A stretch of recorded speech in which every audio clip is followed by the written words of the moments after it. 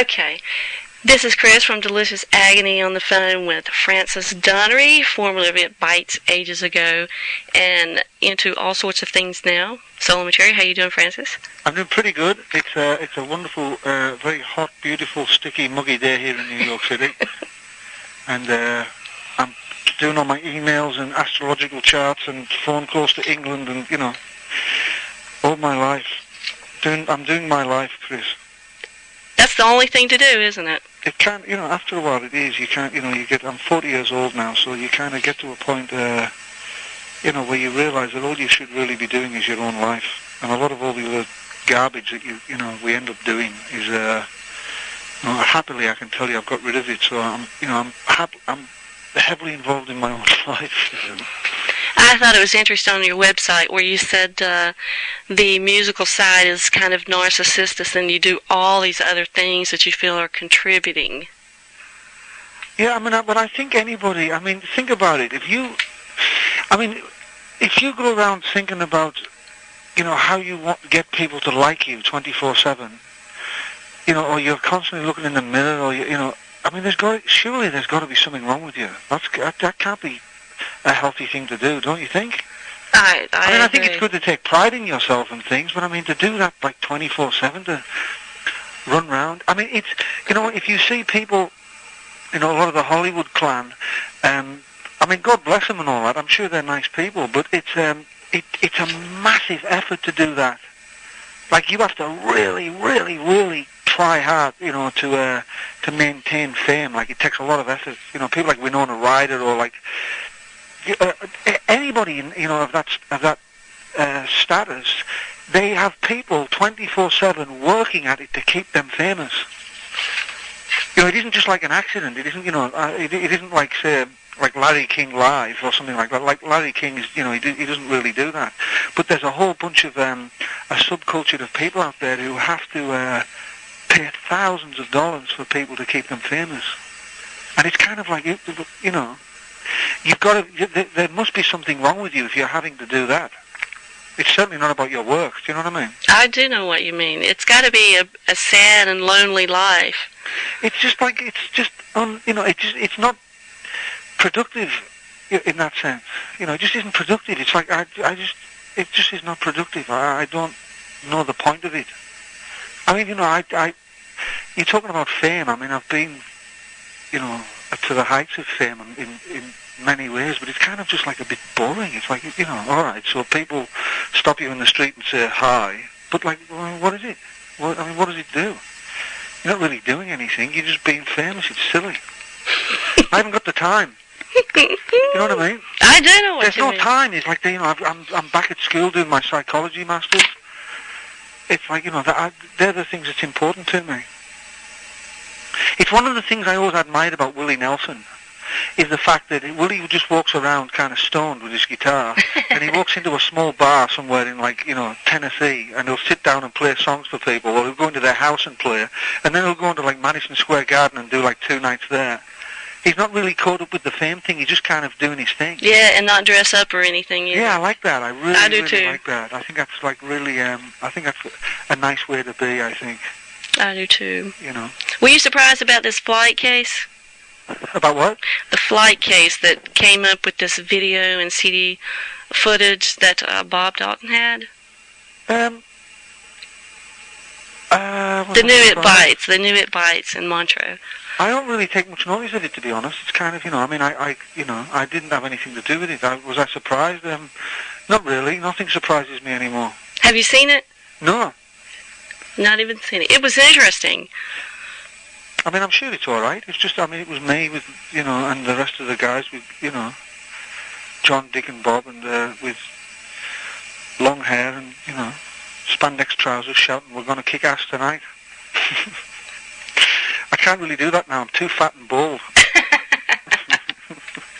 You looked I was surprised. I'd never seen any footage with you guys live at all, and you looked very genuine and sincere, and you looked like a giant. How tall are you? 6'5".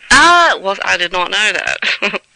I was really surprised, and watching you play guitar, I would say he's not really playing. He's not moving enough.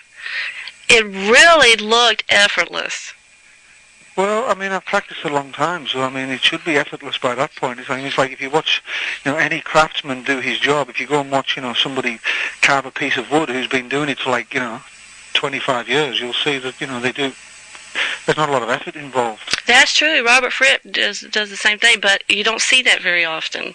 Right. Very often. No, it's just, the guitar playing for me is effortless. I don't, it's something I've been fortunate enough not to. Well, I've worked hard at it. That's the truth. When I was younger, I practiced a lot. I liked it. I thought it was what I did as a Capricorn. I like to master things. Yeah. We don't like. If anywhere I feel vulnerable or I feel like I haven't, a lot of people ask me if I want to do a classical guitar album, but I can't do it because I haven't mastered it. It's just not in my nature to do something that I don't feel I've mastered. Right. You know what I mean? I do. Yeah, it's boring, isn't it? Mm. It's boring. Well, let's see. You've had an interesting life. You quit alcohol back in 1992, and surely a lot of things started changing then. You've worked with some really great people. I mean, just had all the success in the world. And did things change immediately for you when you left It Bites? I mean, did things suddenly start getting better? No, they got worse because I was still drinking at the time, and I was on a self-destruct mode. I mean, what happens is when I left It Bites, it was I went to Los Angeles and I got eaten up by that crowd. I wasn't psychologically strong enough to be able to deal with something like that. 26 years old, or however old I was, 26, I think, 27. And I moved into Los Angeles, and I was taken apart by the town and by the inhabitants of the town. And so when I got to be 28 or 29, that's when things started to get better for me, because I hit such a bottom. I hit such a hard bottom that it taught me a lesson, and it was a good lesson. And from that point on, I've been doing a lot better since then. Is that when you started training horses? No, that was a lot later. I just stopped drinking. I couldn't do it anymore. I just couldn't do it anymore. It was it was my family background and the history of my parents and stuff was all to do with alcohol, and you have a choice, don't you? You can either carry on those things, carry on those family inheritance, which is it gets passed down to us, in the same way that you have blue eyes, and your father might have blue eyes. There's a physical inheritance, or it gets passed down the family line. You have a psychological one too.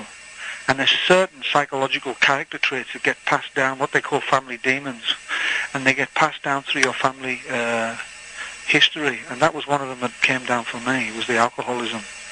So I had a choice. I can either carry on and go the same way that my parents and things went, or try to do something about it. And I'm not really one to, I think I'm too emotionally vulnerable to allow something to get on top of me like that. So I took it into my own hands to stop those things. With that kind of childhood, did you have a lot of anger toward your parents that you worked out? And no, I left home at 11 years old. I lived in a trailer park when I was 11 years old. I didn't, my mum and dad were drunk all the time. So, and it's not, when you grow up in a family that, it's not that they didn't give a shit about me. It wasn't like that. It wasn't that, it wasn't really about that. It was more about, they just didn't really, they weren't mean or anything. They just were kind of doing their own thing. Mm-hmm. And most of their attention was on my brother, who was, who's a fantastic guitar player himself. He was always like the star of the family. So you kind of grew up, I grew up in someone's shadow like that, and I think that was a good thing in the sense that it helped me fight for prominence. Like I realized at such an early age that I saw my brother getting attention through playing guitar and things like that. So I thought, I must have thought, I didn't consciously think, but I must have thought somewhere in my being said, well, if I play guitar too, maybe I'll get some attention. Mm-hmm. But of course I didn't anyway, so it doesn't matter. Are they still alive? No, they're both dead. Are they? They're both dead. I'm alone on the planet, which is a very weird place to be, actually. Mm. My mother died last year, and when a parent dies, it's very, especially your mother, there's definitely something that gets some space that becomes vacant that you didn't realize even existed until they die. You don't realize it's empty, it's there until it's empty. It's very weird. I can't even imagine. But I'm a parent myself. I have two amazing daughters. I've got Francine, who's 21, and I've got my daughter Ava, who's 3 years old, who's like, they're both, the light of my life, my kids. I love my kids. They're just the most genius things I've ever, and it's not, I've had an extended childhood. I'm 40 years old. I've been running around in bands doing that whole thing. I've had everything paid for. I've been on top of the pyramids of, Mexico, to the temples of Tokyo, to, everywhere. I've done everything and been everywhere, and I've had a good childhood. So now it's time to be a parent. And I think, that's something what I'm doing right now. So I'm taking responsibility for my life. That's why I went back to school. I don't want to be running around, like Steven Tyler or something when I'm like 59. I don't want to do that. I mean, that's great for him, and God bless Stephen. He's a wonderful man, a very talented man. But like his way of life and what he does, I can't do that. That's not in my person. You know what I mean? I do. It's like asking, someone like, it's like asking Van Morrison to be all right. He's just not. You know what I'm saying? It's like asking Van Morrison to be reasonable. Oh, man. Do you feel like psychology is your nutshell, your Yeah, absolutely. purpose? That was always my thing. Absolutely. That's the thing, you see, when a lot of people grow up and they don't live their own lives. They do what their parents want them to do, or where they feel, So that's what I'm saying to you. I grew up in a family where I thought if I do music and play guitar, I'll get some attention from my mother. But actually, that wasn't my life, really. I'm a natural psychologist. I always have been. I always think what's going on underneath the surface of things. I can't help it. What age did you go back to school? Like a year or two ago. Really? Yeah. And I will do my master's degree, and I will be a psychologist. I'll be a doctor, actually. Did you study Carl Jung in college or high school or something? No, I dropped out of school. I didn't have any education. I was as dumb as a box of spanners. And I wasn't stupid, but I'm an intelligent person, but I just didn't have the qualifications. So on paper, I'm as thick as a brick, if you want to put it that way. And so I'm not a clever boy at all if you write it down. But I think. I think. But what did you just ask me? Why did I say that? I was just wondering if you had maybe read something about Carl Jung when you were younger and it stuck with you. Well, since I got sober, the Alcoholics Anonymous program, which I was heavily into, like I'm much more mellowed out in that sense now. But like when I first got sober, I went to Alcoholics Anonymous, and I loved it. It was fantastic because it's like a big psychology class. I did that too. I love it. I absolutely love it. And Carl Jung designed the 12-step program. Nobody knows that, but he was talking about the guy who invented Alcoholics Anonymous is a guy called Bill Wilson, right. and he when you read Carl Jung's biography, you see that they were talking to each other all the time. I did not know that. No, not a lot of people do. But that's why the 12-step program, the 12 steps, there's a book called the 12 steps, is designed for almost like a spiritual awakening. Yes, I've noticed that. And that's why it is, because it was designed by Carl Jung to discover your center. That's the whole point of Alcoholics Anonymous, to discover your center. I mean, some people call it finding God, or you can call it whatever you want. Discover your soul. I don't know. And then you just decided. I mean, that's really. It takes a lot of hope, I think, to start something like that when we're older like this. Because I'm 41. Right. And I'm really interested in psychology too. But to say I'm going back to school and I'm going to do this is, that's something kind of hard to get a hold of. Why though?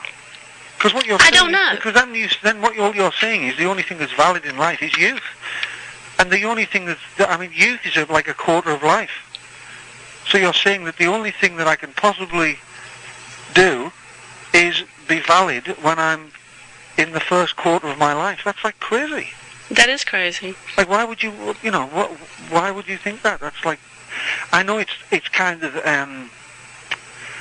it's kind of marketed that way on the TV and the news. Youth is they market the youth. But the truth is, most of life is not spent in youth. 3/4 of it is spent not in youth.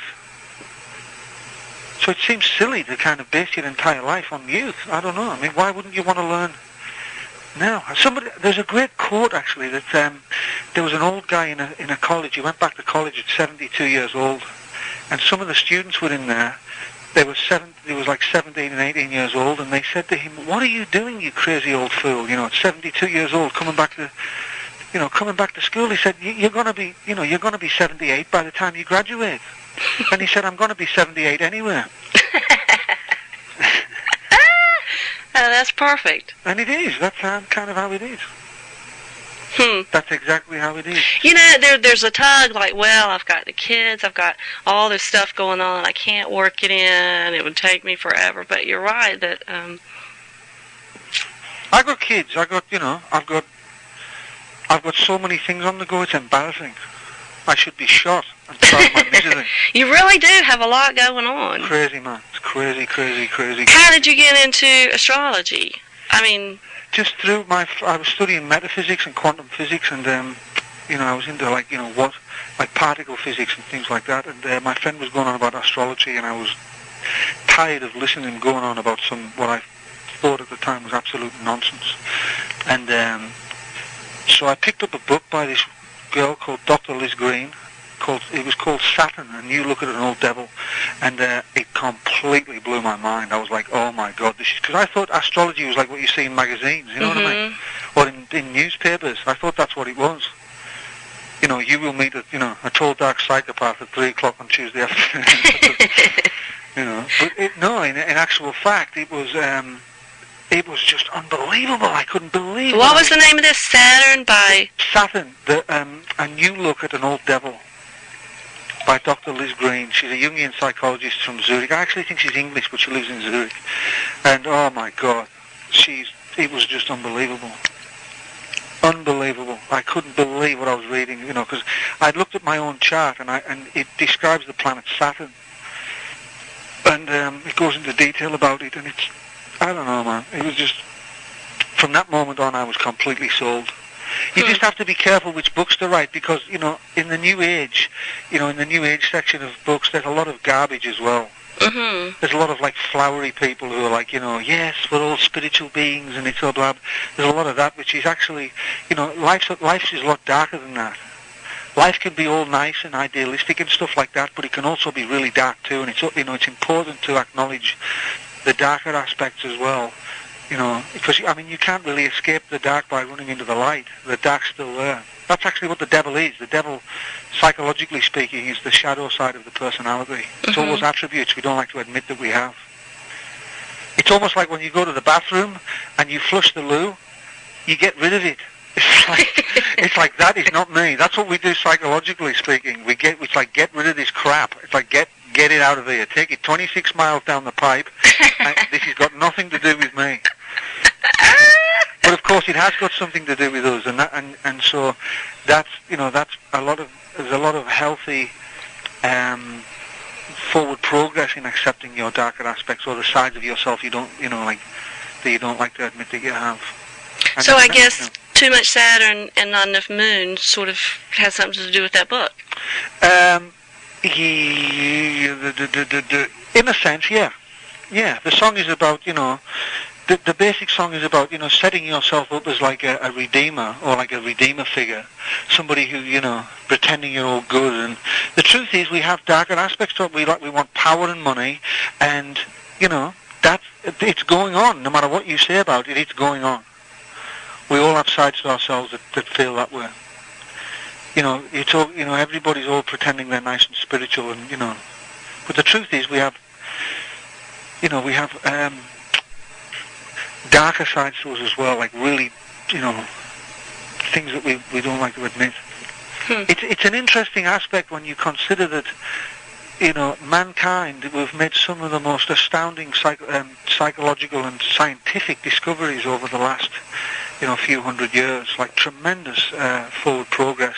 Yet there's a side of man that remained as an animal. We haven't ever, over the thousands of years we've been conscious, we haven't actually grown out of the animal. So if we walk past a field of cows or something like that and we look at them and they've got excrement hanging all down the back of their rear end, or shit all down the back of their arse, whichever way you want to put it, then you have to, we look at it and we go, ugh, that's awful. But in actual fact, we do so much to try and get rid of that animal. We shave our armpits, we put deodorant on, we brush our teeth to stop the smell. We do all these things like, we wipe our rear end. All these things that nobody wants to deal with. We shave our body hair, we wear perfumes, we take the gunk out of our eyes, we blow our snot out of our nose, we spit, we wipe our mouths. All of this is designed to hide the animal in mankind. And yet the animal exists. We can't get rid of it. And we have our intellect and our social, the side of us that are social creatures, supposedly full of decency. We cannot bear the animal. It drives us out of our mind. Flatulence and burping and all that stuff, we just can't deal with it. And we spend so much money on trying to get rid of the animal, yet we can't. It's the animal that goes to war. People going about, war. You can't be, you're trying to deal intellectually with it's like trying to reason with a crocodile. There's just a side of us that just wants to obliterate everybody and kill everybody. We've been doing it for thousands of years. I don't know why everybody's so shocked. I know. The animal needs to fight. There's a boundary thing going on. It's like, the animal needs to fight. That's what happens in war. We just need to beat each other up every now and then it stops. It's been going on since mankind has been on the planet. And the intellect is trying to get reasonable about it. There's nothing reasonable about war. It's a nasty, horrible business. And that's the animal that's at war. And then the intellect we'll strategically kill people. It's like, why don't you just kill them? That's what you're doing, kill them. But why make excuses up for it? You're killing people, that's it. Everybody, I don't mean America. I'm pro-American. I'm an American citizen, so I'm on my side. My intellect would say things like, well, I think we should understand everybody and all be nice, but my animal just says, kill a lot of them. Kill the French, everybody, just wipe them all out. That's the animal. So how do you get a balance there to where, because you do have the reasoning side too of, this would not be good if I did this. Well, there you go. Yeah, there's consequences to it. But the reason I'm making these points is because we try to morally pretend that they don't exist. That's my point. Okay. My point is not acting on them and stuff like that. The point I'm making is everybody's trying to pretend they're all good. And the devil is what we talked about. This is why this conversation is happening. The devil, or the shadow side of people, we try to hide those things in ourselves. And I'm saying that they appear anyway, so you might as well accept them. There's a part of America is in the Middle East for oil. Mm-hmm. Part of it's in there for terrorism. Part of it's in there for, there's many different reasons. But why don't we just say, all right, we want oil as well? I see what you're saying. Because that's the shadow. The need for power, the need to get the money. It's about the money, about setting up businesses. Just say it. Then you don't have to spend, a bunch of... If people started admitting they're animal, there would be no news. Because, the news is basically built up as a shock factor. And everybody's in Congress going well, he said, he was going in there to help the Iraqis. It's like, yeah, well, that might be one thing, but you know what? What about the oil? Mm-hmm. And we want the oil. All right, now there's no news. Right. The news happens when we try to pretend we don't want the oil to be moral. And there's nothing moral about an animal. There's a writer I really like. His name's Nick Bantock. No, I don't know. Something he's written in one of his books. He writes about the shadow self all the time. he said everything of the underworld is the disavowed and the disowned, and it's buried, but it doesn't go away. Yeah. You know. Absolutely. I see. I don't even think it's buried. I just think it's kind of, it's got a thin veneer over it, and it pokes its head up every so often, and and then we have to, we have to pretend it doesn't exist. It's like, hey, I'm an animal. I want to just have sex with everybody. I want all your money. I want the power. I want everybody to line up on the street and worship me as the next god. I want I want everything. That's my animal. Mhm. So, big deal. I mean, there's nobody's any different. You might get religious people going, well, we don't want to do that. We're just nice. It's like, no, you're just not in touch with your animal.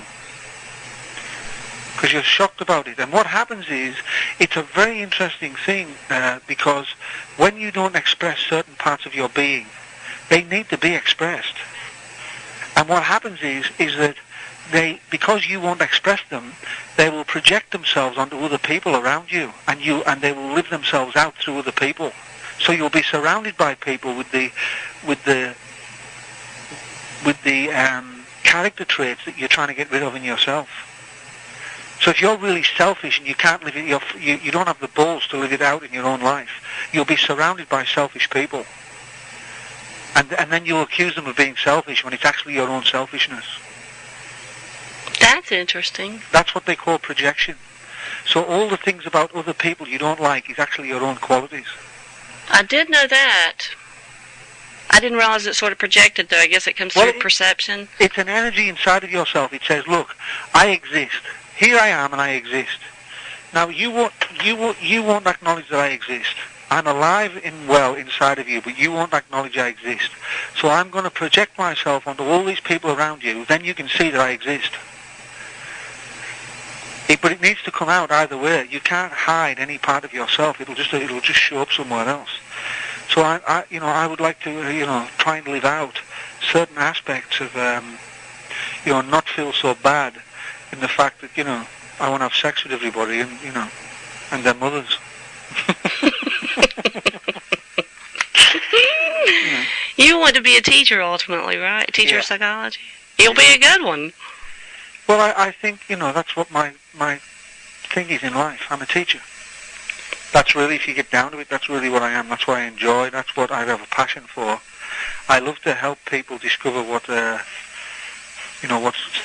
my own studies and things. I love to share my information with people and help them in their own lives. That's kind of what I do. In fact, if you look at my astrological chart, that's exactly what I am. How do you account for Ophiuchus? What's that? I was born in December, in that now that the sky's changed, I'm not really Sagittarius, I'm Ophiuchus. I think that's how you say it. Well, I don't know about that. I don't really care. I don't know. I don't get into that side of it. All I know is when I put somebody's chart up, it's absolutely bang on. That's all I know. Do you have many people that come in for their chart readings? Yeah, I have tons of them. And that's like $120 or something for an hour and a half, is that right? $150. Well, depending on where you are. If I'm in New York, I do them for $100. Yeah. I mean, the charts are based on the fact that, like an apple seed grows into an apple tree. Mm-hmm. It never doesn't. It never hasn't in the history of apple trees. It never, if you plant an apple seed in fertile ground, it will absolutely grow into an apple tree. Uh-huh. You know what I mean? I do. So there has to be some information in the apple seed that it already knows what it is. Mm-hmm. Otherwise it would grow into a strawberry bush or a sheep or something. It never grows into an apple seed grew into a dog last Tuesday. Or it didn't grow into an onion or a pear tree. An apple seed grows into an apple tree. And that means there's got to be information in it. There has to be some information, be it biological, spirit, I don't care what you want to call it, but there's got to be something in it because it knows what it is.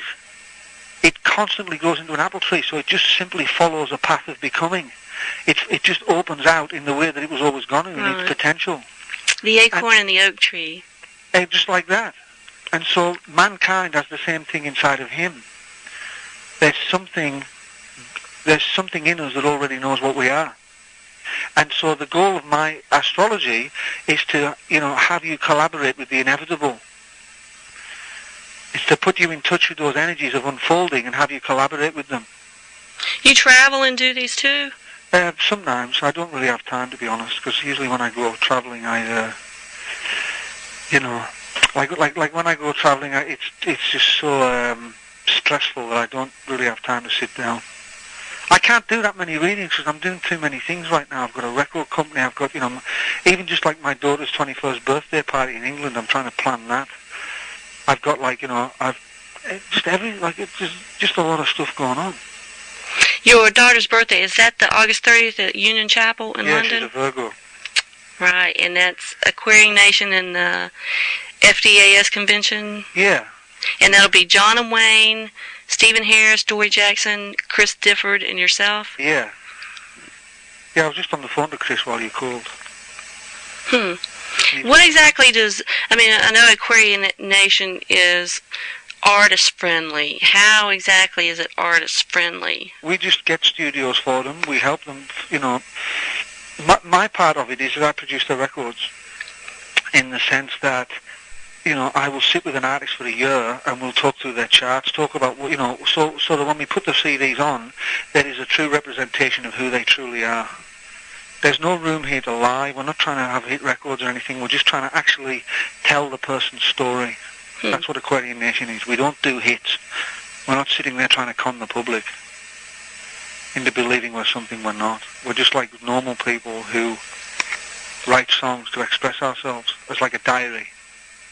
So a lot of the times, for instance, you'll get people who will sing in like American accents who are like German. It's like, well, why would you do that? Why wouldn't you sing in German? Because you're German. Well, because we want to have a hit in America. Well, why do you want to have a hit in America? What's the point? Well, this is the wrong label for you. We're a small, intimate label, and we're like a little family of people who are, we do that. And when we find people, we can't really sign that many artists because we don't have the financial resources to do it, nor do we have, we can't promise them anything other than good music. But we've done about 5 or 6 CDs over the last year or two, and, they're fantastic. They just sell constantly. They don't, they won't get in the charts or anything, I don't think, because we don't promote them. And that's at aquariannation.com? Yeah. What is the FDAS convention, Francis Dunnery? Well, we done that at the gig because I didn't have time to go and do the FDAS convention. So my friend Steve Rose set up something called the Francis Dunnery Appreciation Society, which is like a basic fan club. Okay. And which is kind of embarrassing, but it's, so I joined it myself. And I'm going to see me. I'm going to England to see myself. But, I don't know. And it's just, it's like an information centre of just people who are interested in what I'm singing about, I guess. And because I didn't have time to go over and do one specifically for him, we held it on the same day as the Union Chapel gig. Then, I think there's like 200 or 300 people coming to it. It's going to be pretty good. Yeah, I bet so. And then you teach guitar lessons as well? Sometimes. And you have the Charlie and Kathleen Dunnery Children's Fund? I have that one, yeah. That's. I thought it would be a good thing because in terms of my mum and dad's life, I think it'd be good to have them. It was in a weird way. It would be good to have them help children. I think my mum and dad. I think that would be a good thing for them to do, because in terms of their own family, I truly believe. I don't think they. I think. I mean, it was a sign of the times too. I mean, given the fact that parents back then weren't really in touch with their children. But I think me, my brother, and my sister in our family, I'm not sure how well my mum and dad understood what was going on. And so I think it's, I set up that charity because I think it was just, my mum and dad, on one, like everyone else, on one side they were the greatest people on the planet. Like, they were fantastic people. My mother was hysterically funny. She was genius. And the way, I'm beginning to understand how she took care of people now. Like, she would cook them food. Because she didn't have the emotional capacity to actually sit down and care for somebody in that way. All she knew how to do was cook food. And so that was I'm discovering that was my mum's way of taking care of people. and of saying to them, of showing her love and affection in life, that she would cook them food. My dad was just a very quiet man. He didn't really know. I don't remember him that well, to be honest. But I just thought it would be a great thing to have in their name a children's fund where, they got to help people after they were gone. And you're going to have a fundraising concert and activity stuff in October? Yeah, I'll probably just do like Battle of the Bands. I'll use some local bands and do Battle of the Bands. And we've got soccer matches going on, sponsored soccer matches. We got a golf tournament. We got tennis. We got there's a whole bunch of stuff like that. We got a pop quiz. We got a raffle. It's like that. And you're an avid Celtic fan? Massive Celtic fan. I'm a massive Celtic fan. You go around and beat people up and stuff and holler obscenities? I'll beat them up. Anybody. If anybody goes against Celtic, I'll jump right on. Who is it that's your big rival? Rangers. Rangers? Yeah, Glasgow Rangers. We don't like Rangers. Now, all my friends growing up were all Rangers fans. So I grew up in a see, it's really hot. It's really weird, this, because the Celtic Rangers thing, it's like a Catholic Protestant thing. And in England, nobody really gives a damn about that. But in Scotland, it's like really intense. Which is the Catholic and which is the Protestant? Celtic are Catholic. Catholic, yeah. Okay, yeah. Yeah, I'm a nice Catholic boy. I mean, I don't go to the church or anything, but I'm actually starting to drift back to my roots now, to be honest. I'm starting to understand, since I've been studying the symbolism of Catholicism or Jesus or like Our Lady and stuff like that. Like, it's fantastic. It's as potent as any of the symbols on there. A lot of people talk about like Indian myths, like, Kalimar and people like that. But the Catholic myths are fantastic. They're really cool. I've been studying some of that too. It really is interesting. Well, you're a Sag. You will do that. Yeah. That's what Sagittarians do. I was just reading the Song of Solomon the other night. Yeah, right. I'd never read it before, and I thought it was so interesting how it was so much like ancient Egyptian stuff. Right. Really interesting. And you are working on a new solo album by November 2003. Is that still good news? Yeah, it's called the Gully Flats Boys. I was brought up on a housing estate called Gully Flats, and that's, I'm going to do a photo session when I go back there. Hopefully, we're going to get the Gully Flats Boys on, which are all the Protestants, Rangers fans. So they're going to put their Rangers tops on. I'm going to put my Celtic top on. Then I'm going to beat the shit out of them. No. And these are the kids you like grew up with, hung out with, and stuff. Yeah, they're great, man. They're my real friends. I love them. I really do. They're fantastic people, and they have my childhood with. They were my childhood. I mean, it's like people forget about that. Like, this is our life. Like, our little time, this 70 years or 80 years we spent here.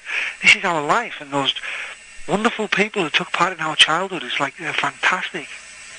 It's such a heavy thing to think of your life in that context. It's like, oh my God. Yeah. It's fantastic. And so it's my way of honouring them and saying, hey, I recognise you as a great thing in my life. Whether you recognise me or not doesn't matter, but I want to honour my friends and who, spent my early years with me. I think what happens is at 40 years old, psychologically speaking, the psyche starts to look back on itself. So instead of looking forward and saying, I'm going to do this, and I'm going to do this, and I'm going to do this, it looks back and goes, wow, what happened to me when I was 5 years old? It's like, that was really weird, or that was really screwed up, or that was really cool. It looks back. The psyche starts to look back and says, who was I when I was 5? Who do you say you were when you were 5? I think I was, I don't think I've ever stopped running. I think I'm, it's almost like, my life has been like this slightly quicker than, not jogging, like running, but not sprinting either, but I've been running through a forest for a long, long time, and every so often I come into these clearings, and I get to do the most amazing things and meet the most amazing people. Like when I had dinner with Muhammad Ali, that was fantastic. Like, I'm sitting there with Muhammad Ali, because I'm a huge boxing fan, and that was one of the clearings. But sooner or later, I have to start running again, because that thing's after me, and I don't know what that thing is. but it's after me. There's something been chasing me since I was a kid. Have you figured you don't know what it is yet? Well, I think it's got something to do with my mother and women. But in the broader sense of like my security, I don't think I've ever. I don't think I've ever got to the point where I could. Where I've been a man. I haven't really been a man, and that's what I've become now. I'm truly a man. I'm not connected to my mother in any shape or form. I have no girlfriend to connect to via my mother. Most people in relationships with their girlfriends is just their mothers in another skirt. And so I don't do that. So I'm the true definition of a man is somebody who's psychologically and physically separated from his mother. And I certainly am that right now. And so I don't feel the need to run. I'm definitely slowing down because I've stopped running.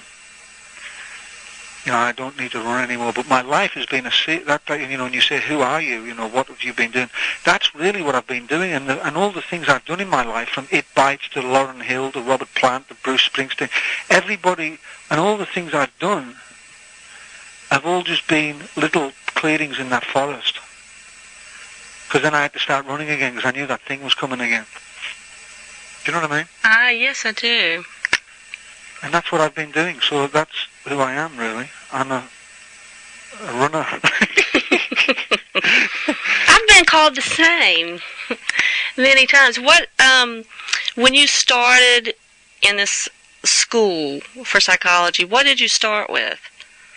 Well, you do, it's very boring because the stuff I study in my bedroom and stuff and in my house is, fantastically interesting, brilliant, let me have a look. Here's a book here I've got. Here's for instance, this one line is talking about projection. You asked about projection. And so, and sadly, you don't get to read any stuff like this when you first go to college. It's all incredibly boring about nerves and brain waves and just left brain and right brain and the history of psychology, and it's just very boring. But say, for instance, it says, this is a quote from a book by a Jungian analyst called Christine Valentine, and she's talking about what we do with the things we don't resolve with our parents. And she said, unresolved parental issues will be transferred onto our relationships, usually in the form of impossible expectations, which mask the underlying anger, disappointment and grief we are still carrying for our parents' failure.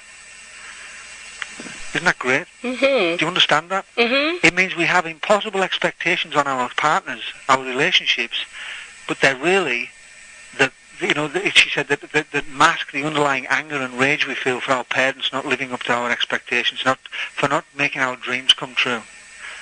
And then that's what we do when we meet in relationships. We meet a partner and we expect them to fulfill those needs, and nobody can fulfill our needs.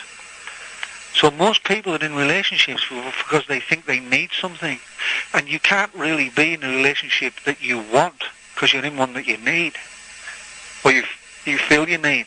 And then when they don't take care of your needs, you start resenting them for it and hate them for it. That, sadly, is the biggest single factor, one of the biggest single factors between relationship disappointments. We don't want to be in relationships. A lot of the times we choose them because we think we need to be. And it's a recipe for disaster, that. And unfortunately today we don't have the relationship, we don't have church or any of those old, or the shame that women used to have to deal with if they were one-parent families and all.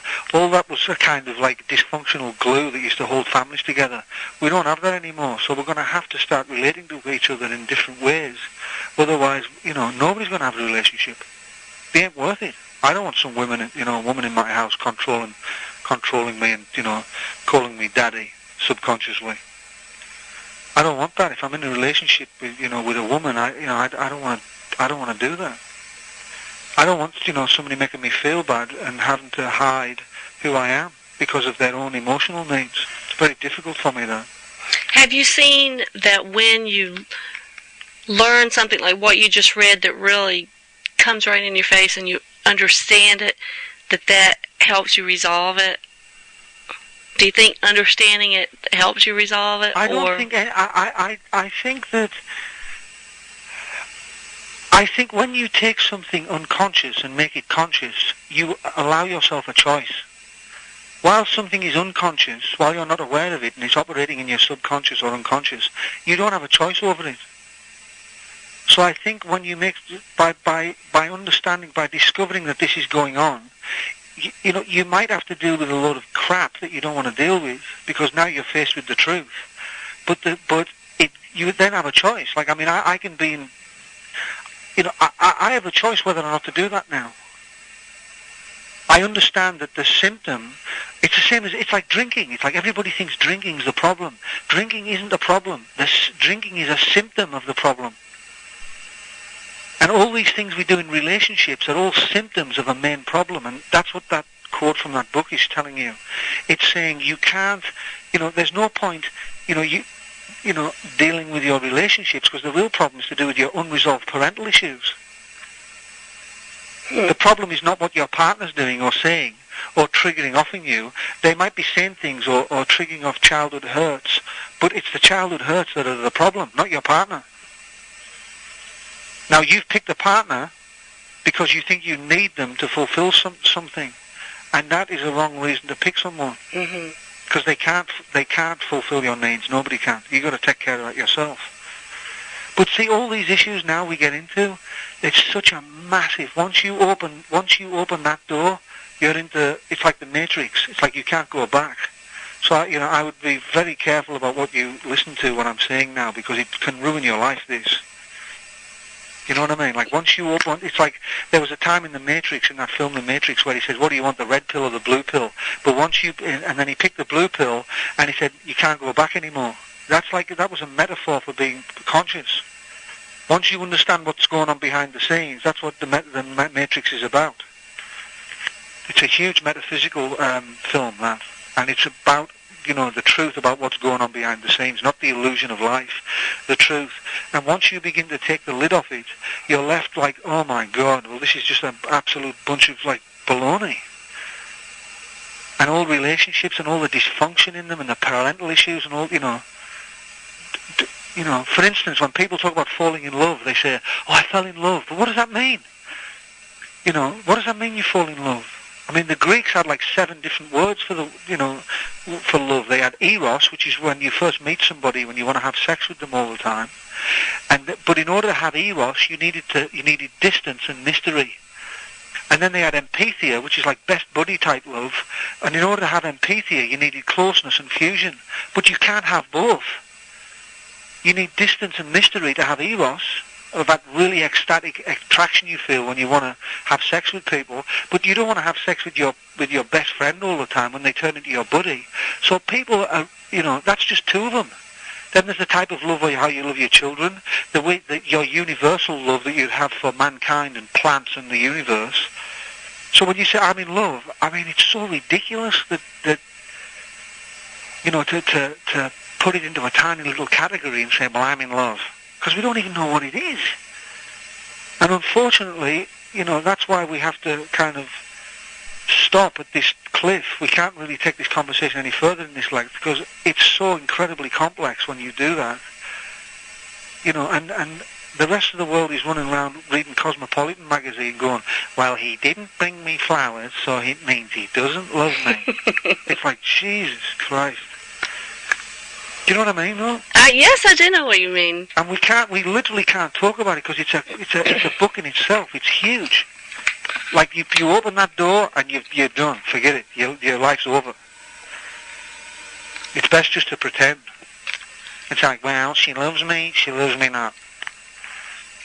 You know, she's cheating on me, I'm cheating on her. Blah, blah, blah, blah, blah. Blah, blah, blah. We get married, buy a Toyota Corolla, move in, have a couple of kids, have an argument. She runs off with the real estate guy and starts having sex. He runs off with some 22-year-old chick and buys a Corvette and starts, wearing hair pieces and a gold medallion. The kids are embarrassed. They argue and argue and argue, and then they die. That kind of seems, isn't that what it is? It seems to be a lot, doesn't it? Well, we can't really, there's nothing to stop, the woman, which is a great thing that women have started to come forward. One of the things I always said was the difference between men and women is that women know they've got a raw deal. Men don't realise that they're screwed up. Men have believed all that stuff that women have told them, that that women are suppressed and men aren't. Men are incredibly way more than women. Women are on the move. Women are talking about their issues. They're talking about their problems. They're moving forward in life. It's a healthy thing that women have got going on. Men are believing the crap that they're being told, you've got it all and you're the ones in power. Men are absolutely psychologically devastated to the point where they have to lie. They can't tell the truth to women about how they feel. They're so terrified of of upsetting mammy, which is basically their girlfriends. A man would get into a car and he'd eat a corned beef sandwiches when he's by himself, and he's probably listening to Howard Stern or something like that. And then the next day, his wife would get in the car and she'd say, "What's that smell?" Now instead of saying, "I had a corned beef sandwich last night," the guy will go, "Well, I don't know. My friend ate it." He would never do that. The guy would just be, however crazy that reason is why he wouldn't just tell her they had a corned beef sandwich. That's how men are lying to women. And women realise they're lying. They're not stupid. That's it, Men just want to have sex with everybody and play with cars and stuff. We like that. That's it, We can't, we find women attractive for a little while and then they're not. We can't help it. It's like asking, a pig not to want to eat shit. We just do. We don't want to have, meaningful relationships like that. We don't give a damn. We want to have sex. That's how we are. Every now and then you get somebody, but, after a while, it's just, a woman's breast turn into that arm. You can't look at somebody's arm and go, wow. You know what I mean? That's just, but men can't say this. They have to lie. They can't just say, and I'm not saying women don't feel this about men at all. I'm really not saying that. But we have different things that we want. I mean, I don't know. Where do you stop with this stuff? It's crazy. It is quite a project, I guess I would call it, to bring those two sides together. I think it can maybe happen later on in life. Maybe. And I think the good thing about relationships is they cause so much conflict and grief that you're always going to move forward. That's the good thing about relationships. They're just so incredibly it's just turmoil. It's like a dysfunctional crap that just moves you forward all the time. You can't be still when you're in a relationship because there's always some issue forcing. There's always something forcing the issue. There's always some conflict. Or in my case, there's always some psychotic woman trying to get a house out of me. Again. Are you in a relationship now? No, that's why when I see a cute girl walking down the street, I say I can feel another house coming on. I've lost two today. I lost a beautiful place in Kensington, in London. I lost that one, and I lost a place in Vermont. And you just went through a custody battle recently, didn't you? I won though. I won that. Well, congratulations. Yeah, I've got my daughter. I was very happy about that. My kids are what's important. That's what's important in my life. My kids. I'll take bullets for them. Anybody bothers my kids, I'll kill them in a minute. I've got no problem. Absolutely, I'll go to jail. I don't care. I'll do the electric chair, but you're not going to touch my kids. Nobody will bother my kids. I'll literally take their heads off in a minute. I have no problems with that. I love my kids. It's all I've got. Do you see some of yourself, the things you were talking about with your parents? Are you now seeing some of the effects you've had on your kids? I think my first daughter, Francine, because she's 21 now, and so when I was still drinking when she was born. I was 18 years old, so I didn't really know a lot. So I still, I think this must have been quite, we're establishing a really good relationship now. I'm starting to get into the point in her life where, we can have really good conversations. Like, I'm not one of them dads that's like the kid's embarrassed with, you know what I mean? Mm-hmm, I'm like, I talk with my daughter, like, I want to know what's going on, and I talk to her very openly about a lot of things. And, you know, we're like really good friends. And she calls me up when she needs anything, especially money. You know, she likes money. I got an email from her dad. There's a new, what is it? I think it was a Prada. Go to prada.com.org, info, and so I go there, and it's like this new Prada bag. It's about $3,000 or something, and she says, like, I really like this. This is fantastic. Or sometimes I get phone calls from her, and she says, she gets all nice, like, hi, Dad, how you doing? I'm like, hey, Francine, what's up? Hi, just, are you doing okay? Is everything cool? Would you like me to da-da-da-da-da? And then it gets to the end of the conversation.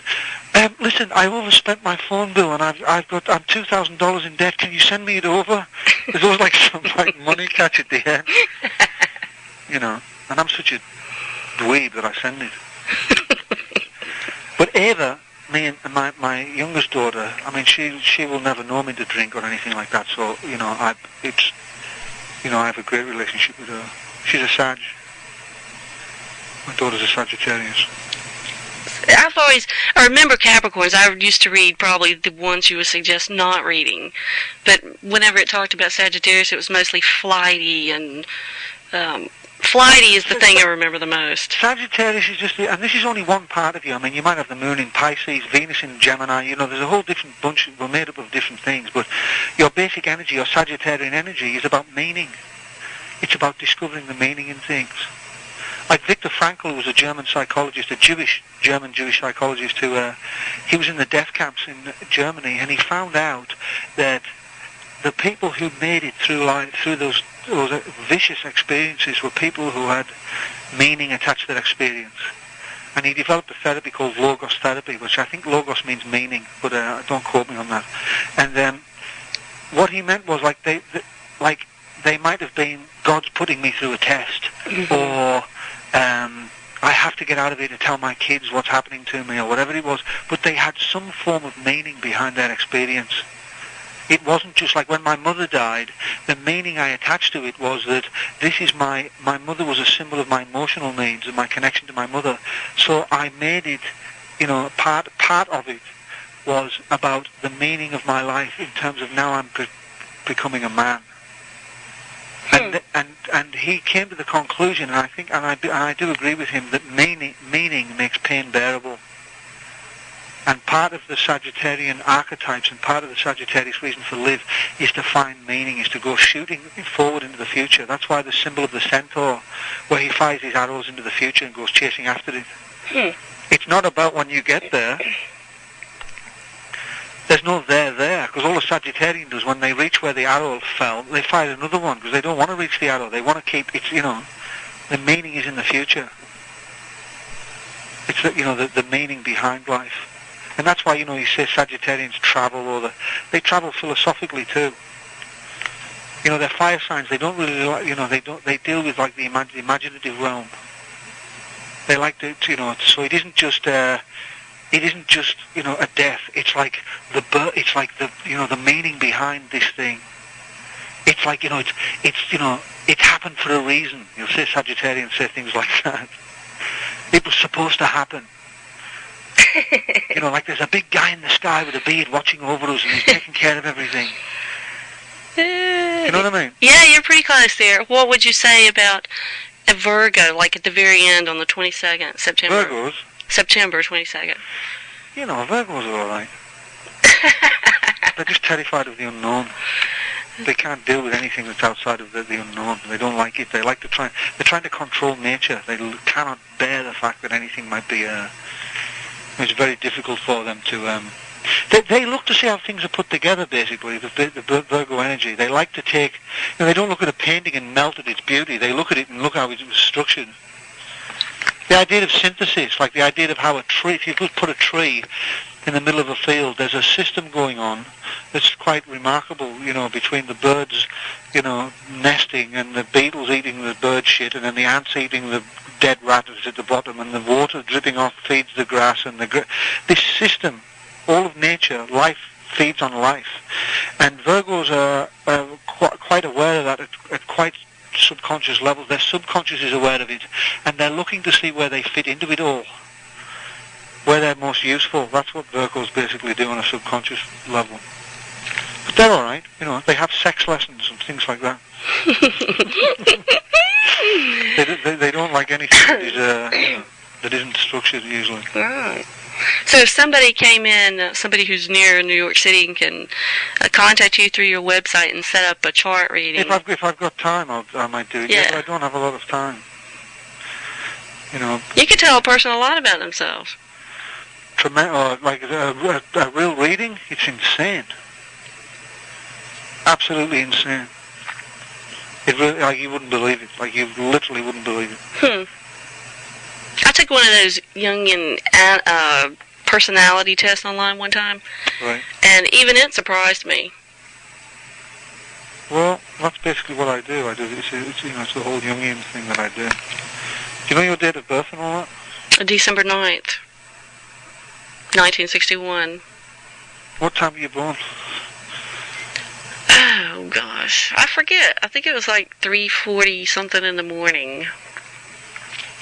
3:40 a.m. Something like that, I think.